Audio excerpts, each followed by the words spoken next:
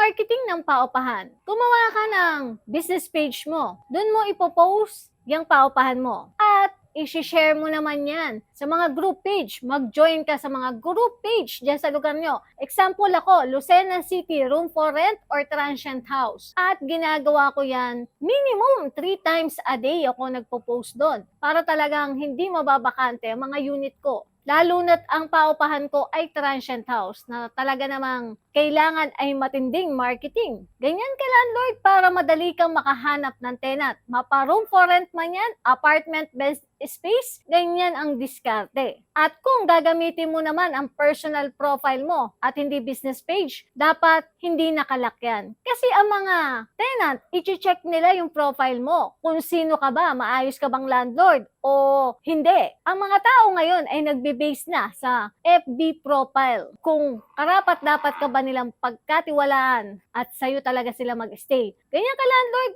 at bilang negosyante, napaka-importante na hindi nakalak ang profile mo sa FB. Ipagsigawan mo yung negosyo mong paupahan para hindi mabakante yan, hindi ka mahirapang maghanap din ng tenant.